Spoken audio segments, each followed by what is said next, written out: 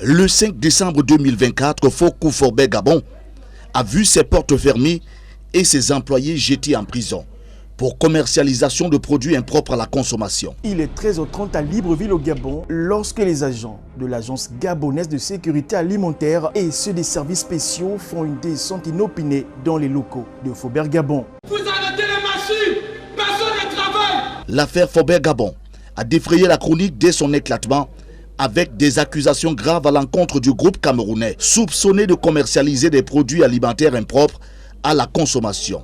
La polémique a rapidement pris une ampleur nationale, alimentée par des chaînes de télévision gabonaises et même camerounaises diffusant des images d'agents de l'agence gabonaise de sécurité alimentaire, en abrégé à Gaza, fouillant dans les magasins et entrepôts de l'entreprise. Ici, c'est écrit que de bœuf. Or que ce qui est à l'intérieur, c'est la queue du bœuf. Donc c'est écrit sur les emballages, queue du bœuf. Cette couverture médiatique a provoqué une indignation collective, mais plusieurs éléments vont éveiller des doutes, incitant notre rédaction à mener des investigations approfondies.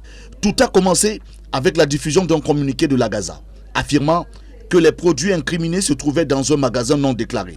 C'est ce détail qui va immédiatement attirer notre attention, car dans le commerce alimentaire, les produits périmés ou avariés sont souvent stockés dans des zones spécifiques, distinctes des stocks destinés à la vente.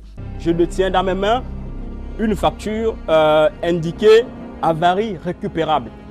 Mais en réalité, ce sont des produits expirés que cet opérateur revend aux populations. Selon les spécialistes, il existe plusieurs raisons pour lesquelles les produits peuvent arriver à fin de durée de consommation, notamment les conditions de stockage, les retards de livraison des fournisseurs ou encore les produits invendus. Un produit périmé, par exemple, peut avoir été livré après sa date de péremption ou avoir été mal conservé avant la vente. La gestion de ces produits suit une procédure bien définie. Les produits arrivés à péremption sont retirés du marché et les invendus doivent être signalés et ou retournés aux fournisseurs. Les produits que nous avons observés dans la salle de stockage sont des produits de matière première qui servent à la production des coca.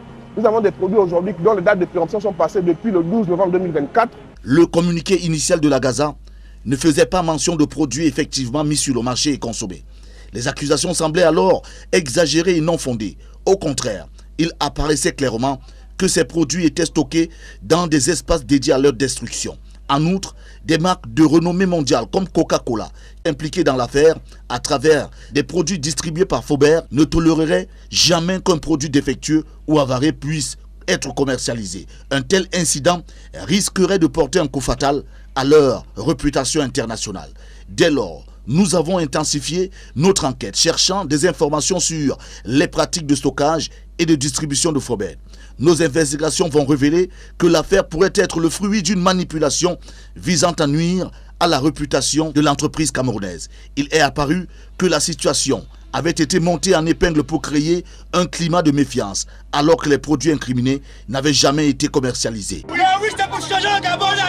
Oui, les Camerounais ne respectent pas les Gabonais. Les Camerounais ne respectent pas les Gabonais. Les postes de responsabilité appartiennent.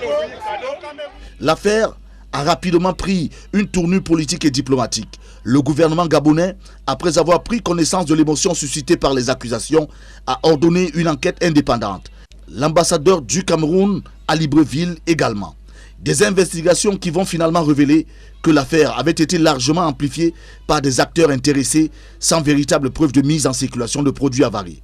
À la suite de ces révélations, le directeur général de la Gaza a été limogé et des poursuites judiciaires engagées contre les agents impliqués dans la gestion de cette affaire. Bien que les résultats de laboratoire sont en cours de vérification, les aliments impropres à la consommation retrouvés étaient hors stock, prêts à la destruction. Cette intervention a également permis la libération des membres de l'entreprise qui étaient détenus par les autorités pour nécessité d'enquête. Suite à cette décision, le groupe Forbert a vu son nom réhabilité, mettant ainsi fin à une période d'incertitude et de confusion.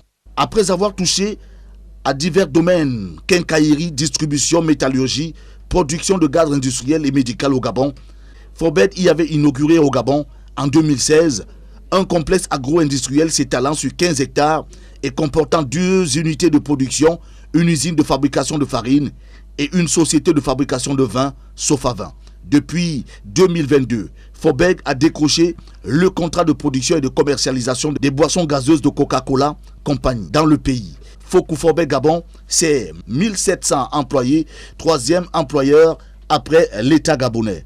Le 16 décembre 2024, tout va s'arrêter. Une belle fin pour cette affaire et un pied de nez à certains néo-tribalistes qui avaient déjà jeté la vindicte populaire à ce créateur de richesse.